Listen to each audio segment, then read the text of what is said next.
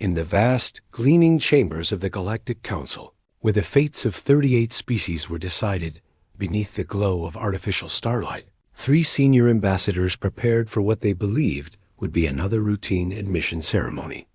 The council chamber itself was a marvel of cosmic engineering, a massive spherical structure with tiered alcoves separating species by their atmospheric requirements.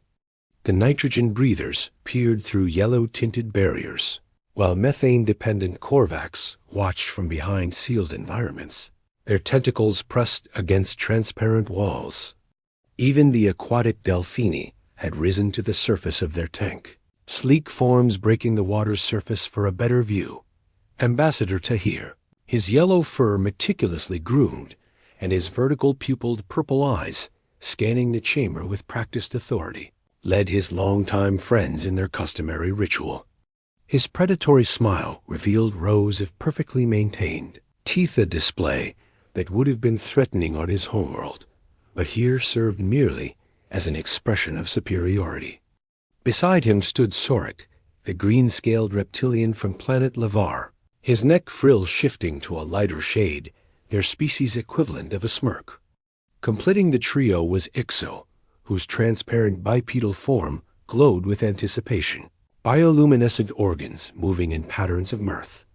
They had been friends and allies for decades, navigating the labyrinthine politics of the Galactic Council together.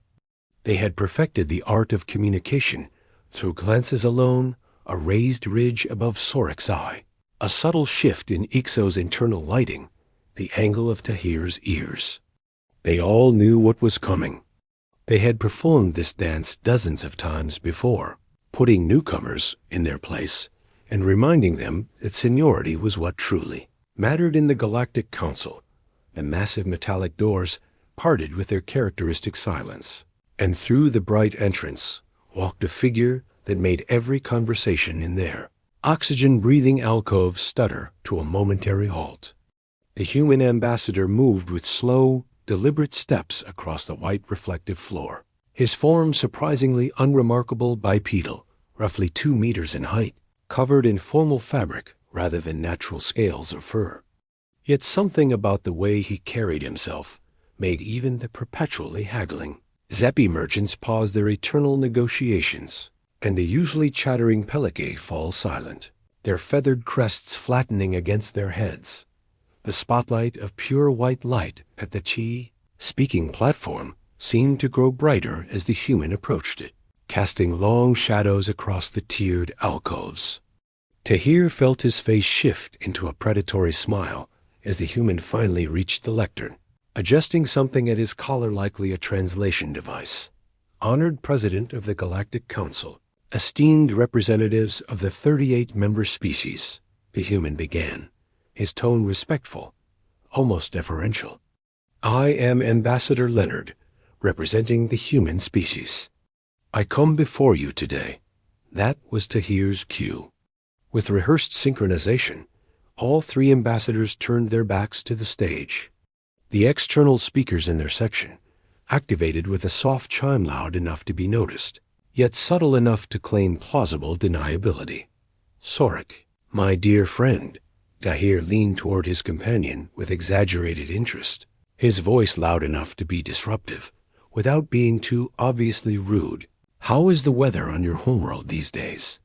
I heard the monsoon season has been particularly intense this cycle. The human's voice faltered just for a moment. To discuss matters of great importance, Tahir and his companions exchanged quick glances toward the stage, catching sight of the human ambassador standing frozen at the podium, his hands gripping its edges. They shared discreet laughter, Ixo's body flickering with amusement, while Sorik's tail tapped against the floor in their species' version of a chuckle. Sorik deliberately waited, drawing out the pause until it became uncomfortable, letting the silence stretch just long enough for the human to wonder if he should continue. As I was saying, Ambassador Leonard attempted to resume, his voice containing a slight edge. Humanity's role in the wider galaxy has reached a critical juncture. We have observed the Council's operations, studied your rules, and we believe the time has come to discuss how humanity intends to treat the council from now on. Oh, the weather. Sorik exclaimed suddenly, his voice booming through their alcove speakers. My friend, you would not believe the variations we've been experiencing on the northern continent. We've had rainfall like we haven't seen before, absolutely unprecedented. The southern hemisphere, meanwhile, is experiencing the worst drought in 3 decades. The equatorial regions are seeing the typical temperature fluctuations. Sorik continued his meteorological dissertation, while Tahir struggled to contain his laughter, shoulders shaking as he pressed a paw to his snout. Ixo's transparent form was practically vibrating with suppressed mirth, his internal organs moving in rapid, erratic patterns that looked like a living constellation having a seizure. The human had stopped speaking entirely now, and they could feel his gaze burning into their backs. Excuse me. Ambassador Leonard's voice cut through Sorik's weather report. Ambassadors, if you have a problem with my presence here, maybe we could discuss it like adults rather than... Oh, Tahir. Ixo interrupted, his melodious voice traveling perfectly through their alcove speakers as he turned to face Tahir with exaggerated interest. Speaking of planetary concerns, how is your homeworld's economy faring? I heard the Proximan credit has risen 0.7% against the Galactic standard in the past cycle. That must be having quite an impact on your export markets. The trio was struggling now, really struggling. Tahir could see Sorik's scales rippling, a sure sign he was about to lose control. Ixo's internal bioluminescence was throbbing so rapidly, he looked like a biological disco ball. Tahir himself had to bite down on his own tongue to keep from howling with laughter. This was always the best part when the new species realized they were being deliberately ignored, but couldn't quite figure out how to respond without seeming undignified. The key was to maintain just enough plausible deniability, to make it seem like perhaps they simply hadn't heard or engaged in genuinely important discussion. I cannot comprehend why you 3 are doing this, the human said, his voice conveying a different quality now. Not anger, not frustration, but something else, something that made a small part of Tahir's instincts prick up in warning. Is this truly how the Galactic Council conducts itself during peace negotiations? Peace negotiations? Tahir's ear tensed, but he maintained his position, still facing away. This was probably just the humans' attempt to make their admission seem more important than it was. New species always tried to inflate their significance. The human continued, his voice steady and clear. Particularly curious behavior, I must say, given that the Council lost both its main fleets in Earth space. If I'm not mistaken, your 3 species lost several hundred lives in that operation. The words slipped into Tahir's consciousness, like a cold knife between ribs. So, I have to ask, the human said with deadly calm, why are you acting like high school bullies in a meeting about the Council's surrender terms after your complete military defeat? The words hit Tahir like a physical blow. His entire body went rigid, fur standing on end as his brain struggled to process what he'd just heard. Lost fleets? Earth space? Military defeat? Surrender terms? As one, the trio spun around to face the human ambassador, their synchronized movement almost comical in its desperation. Tahir's purple eyes were wide with shock, his pupils dilated to black circles. His mind raced, replaying the human's words, searching for some misunderstanding, some translation error, anything that would make this make sense. The Council had indeed lost a few battles recently, but why hadn't they been informed that humans represented that Earth? And surrender? The word was practically archaeological, dragged from historical texts about conflicts so ancient that some species involved had evolved into entirely different forms. His thoughts scattered like startled prey animals. How? When? Why weren't we informed? The sound that broke through Tahir's panic wasn't what he expected. It was laughter deep, resonating alien laughter from across the chamber. Tahir's gaze snapped to the presidential alcove where Council President Vrexnel sat, his dozens of head tentacles glowing in warm yellow, the cephalori expression of intense amusement. Around him, other senior council members were displaying their own species versions of mirth.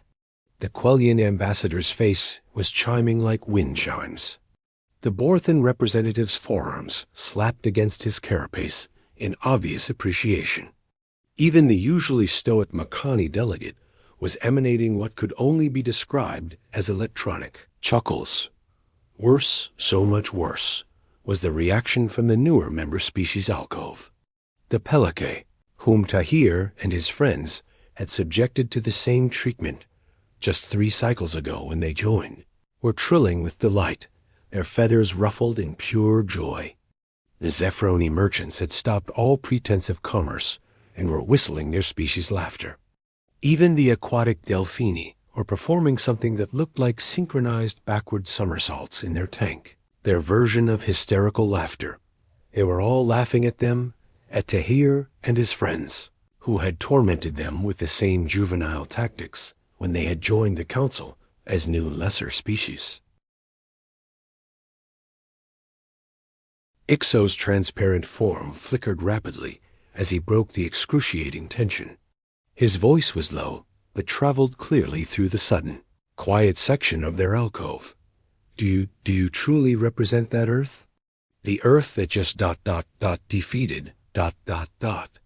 Ambassador Leonard turned to face them fully for the first time, and Tahir could now see his expression clearly.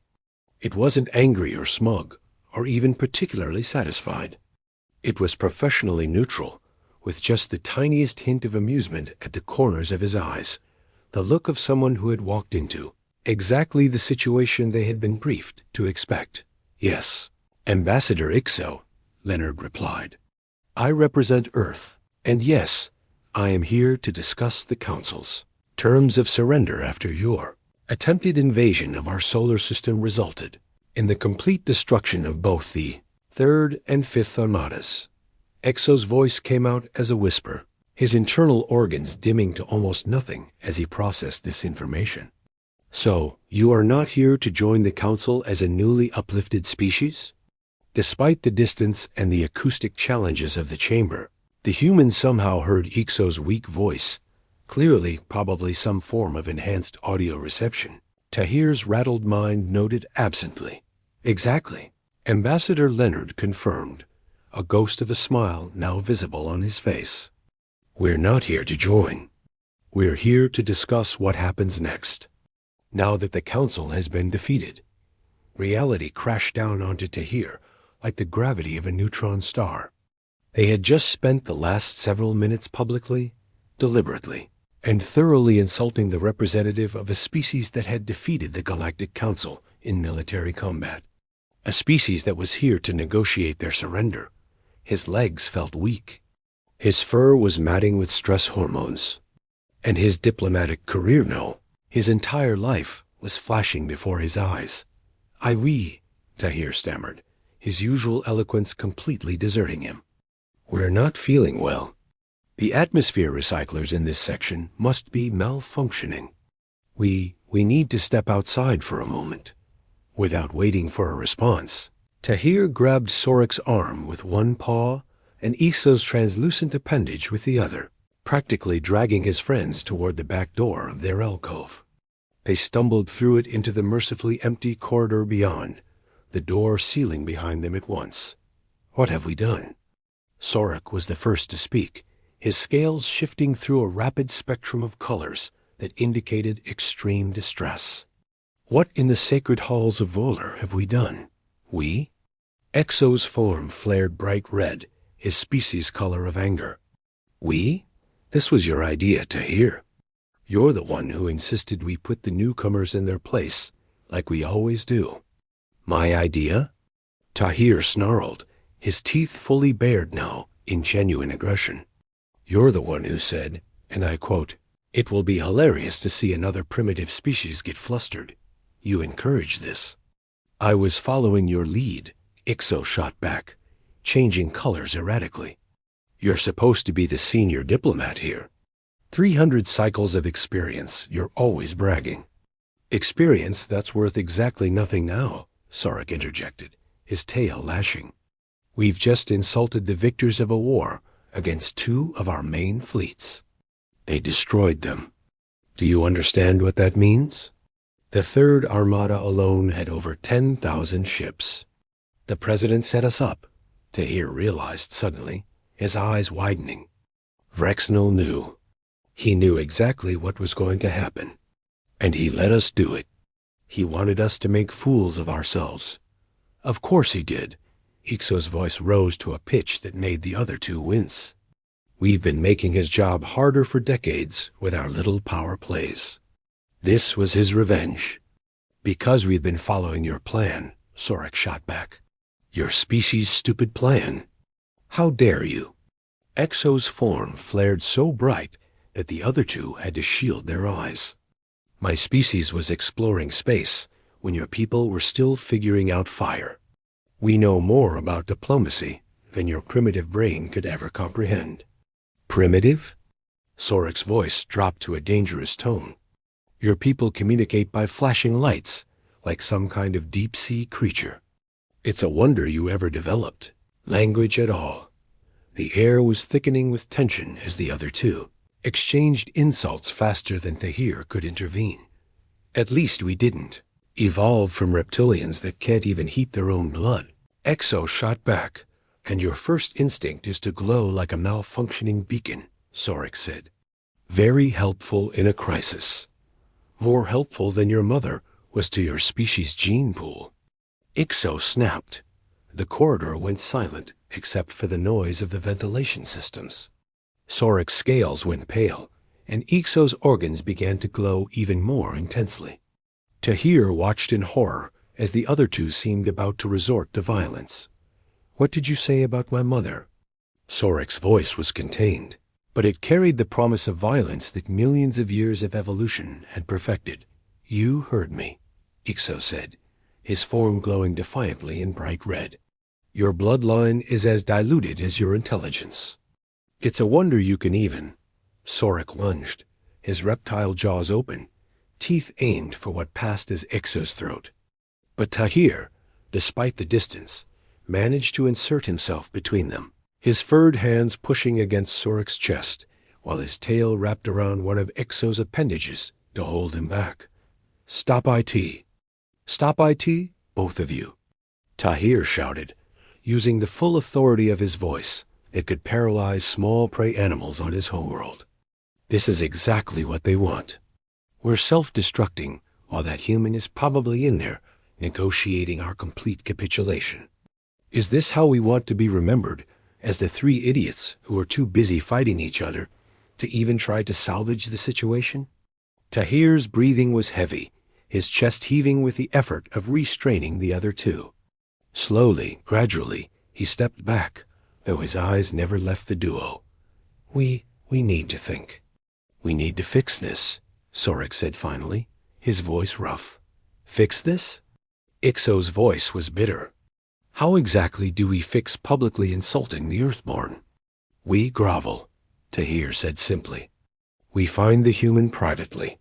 We humiliate ourselves. We apologize until our translation matrices overload, and we hope we pray to whatever cosmic forces might be listening that he accepts. Grovel? Sorek's frill deflated. You want us to grovel? Do you have a better idea? Tahir challenged. Because I'm listening. Please enlighten me with your brilliant alternative where we somehow maintain our dignity while apologizing for treating humanity's ambassador like a child asking to sit. At the adults' table, silence stretched between them. Sorek's scales shifted through several uncertain colors before, settling on a resigned gray. We could claim cultural misunderstanding, ... And you think that would work after everything we did? Tahir's ears flattened. If we try gaslighting them, we only risk making our situation even worse. They stood in the corridor, 3 once proud ambassadors, reduced to desperate brainstorming. The weight of their mistake pressed down on them like the atmospheric pressure of a gas giant. So we grovel, Sorek said finally, his voice defeated. "We find the human. We abase ourselves, and we hope for mercy," Ixo admitted, his inner light dimming to a subdued green. "It's not much of a plan," Tahir agreed, his shoulders slumping. "But it's all we have." He reached for the door control, his paw hesitating just above the sensor. Once they found the human ambassador in private, they would have to face the consequences of their actions.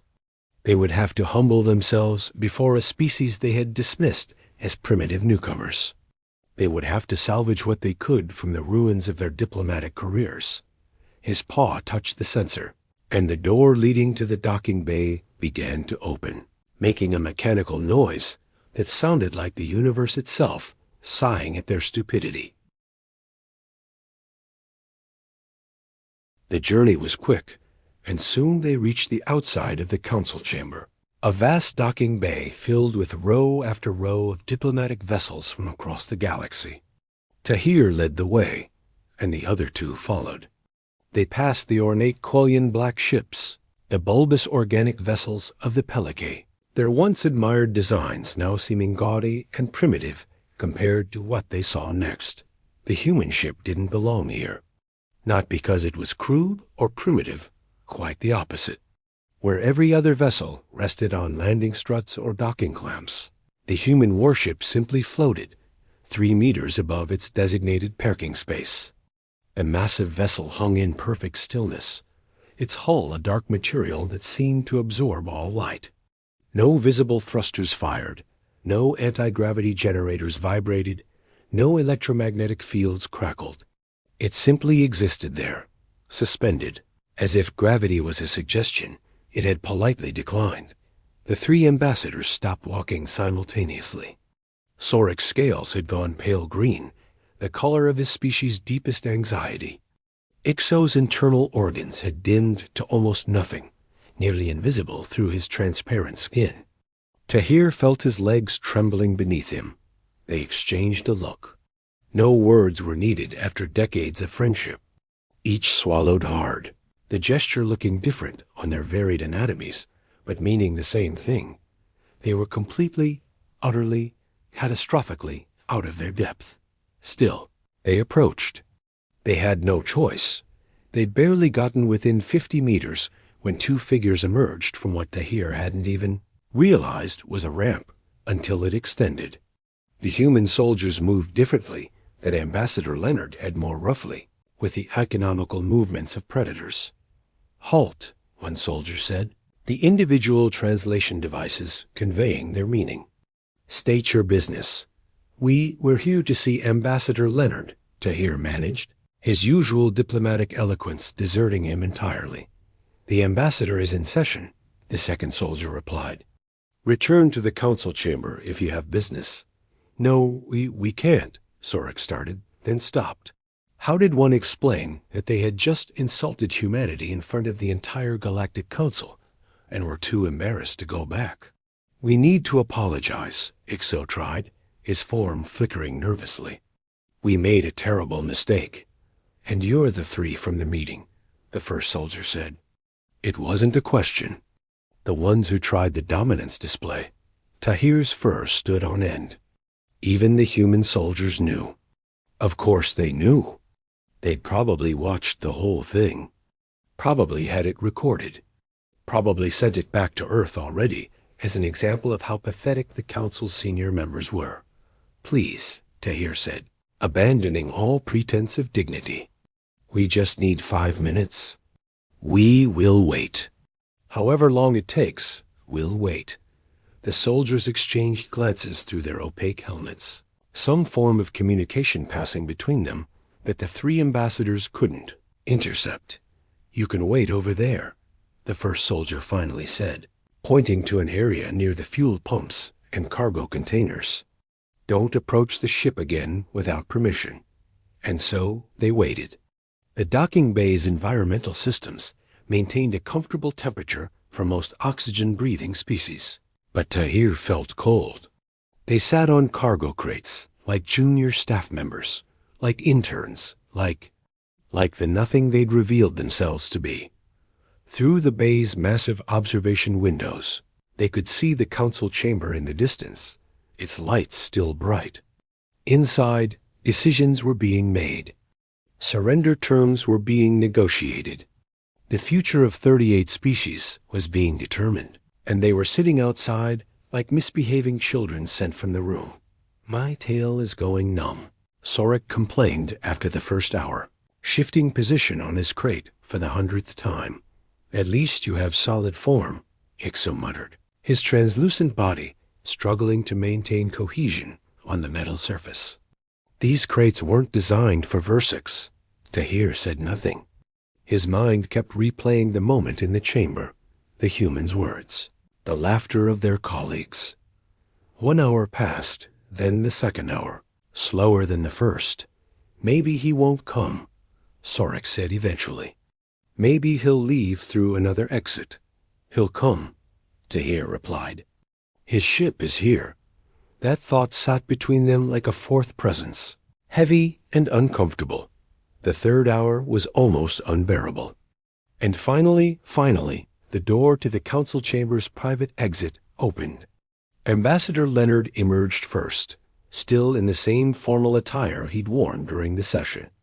2 soldiers flanked him like shadows, different from the ones guarding the ship, but carrying the same aura of lethality. Leonard was reviewing something on a translucent display that seemed to project from a device on his wrist, probably the terms of surrender he'd just negotiated for the Joe Council's complete capitulation. He looked up and saw them. Leonard stopped mid-stride, his head tilting slightly. The expression on his face was unreadable. That same neutrality that had made Tahir so uncomfortable in the chamber. The human said something to his guards in their language, too quick for the translator to catch, then resumed walking toward his ship. Tahir shot to his feet, Sorek and Exo scrambling up behind him. They rushed forward, Tahir taking the lead while trying to maintain some shred of dignity in his gait. They'd gotten within 10 meters when the soldiers raised their weapons, not pointing directly at them, but the message was clear. Tahir dropped immediately into full prostration, his belly touching the cold bay floor, his head pressed down, his arms stretched forward, the position of complete submission his species had used for millennia. Beside him, Sorek coiled into his species' submission posture, his head beneath his tail, scales turned to show the vulnerable underside. Ixo compressed his form until he was almost flat against the floor, his internal organs arranged in the pattern his kind used to show total surrender. "Honored Ambassador," Tahir spoke to the floor, not daring to raise his eyes. "We come before you in shame and disgrace. Our behavior was inexcusable, our actions unforgivable. We insulted you. We insulted your species. We insulted the very concept of diplomatic discourse. We were fools," Sorek added, his voice muffled by his own coiled body. "Arrogant, stupid fools who forgot the basics of diplomacy. We throw ourselves on your mercy." Exo's voice even weaker, his form so compressed that speaking was difficult. "Whatever punishment you deem fit, we accept. Whatever reparations you demand, we will pay." Silence stretched above them. Tahir could hear his own heartbeat, could feel the cold of the floor seeping through his fur. Still silence. Ixo couldn't bear it. He began to stand, to move closer to Leonard in despair at the lack of response. The sound of weapons being aimed was immediate multiple clicks as the soldiers' rifles targeted him. Ixo froze, half raised, his form trembling. Then Leonard sighed. It was such a human sound, so ordinary and tired and almost amused. "I think I know what's happening here," the human said, "and I think violence won't be necessary." "Lower your weapons." The soldiers complied immediately, though they remained alert. "Get back to your feet," Leonard continued. "All 3 of you, you look ridiculous down there." Tahir raised his head first, hardly believing what he was hearing. Slowly, carefully, the 3 of them returned to standing positions. Leonard was looking at them, and for the first time, his professional mask had cracked slightly. He looked tired, but there was something else understanding, perhaps. "You left the meeting," he said. It wasn't accusatory, just observational. "Things were decided without your presence. Important things, I'd imagine." We couldn't go back," Sorek admitted. "After what we did." "I see." Leonard nodded. "Well, since we're all here, would you like to come aboard? I have a bottle of whiskey that's been waiting for a special occasion, and I think this qualifies. We can talk properly this time." The three ambassadors stared at him. This had to be a trap, some form of psychological torture. There was no other explanation. Tahir stammered. "It's not a trick," Leonard said, that ghost of a smile returning. "Though I understand your confusion. Come on, my feet are tired, and I'd rather sit for this conversation." He turned and walked toward his ship. After a moment of stunned hesitation, the three followed. The ramp to the human ship was wider than it had looked from the outside, accommodating their different physiologies easily. But it was what lay beyond that made them stop in their tracks. The interior was impossible. Where the Council's ships, even the most advanced ones, showed their technology with cables, panels, displays, interfaces, the human ship's corridors were seamless. The walls, floor, and ceiling flowed into each other without visible joints. Light came from everywhere and nowhere, perfectly even, creating no shadows. The air itself felt different, clean, and fresh. "Impressive," Sorek whispered, his scales shifting to the purple of awe. "We were idiots," Ixo murmured, his form brightening as he took in the technology around them. "Complete and utter fools." "Complete and utter fools," Tahir agreed, his ears flat against his head. Leonard led them through corridors that seemed to reconfigure themselves as they walked, doors appearing where walls had been moments before. Finally, they arrived at what was clearly a meeting room, though unlike any they'd seen. Instead of a formal table and chairs, there were various seating configurations that seemed to adapt to whoever approached them.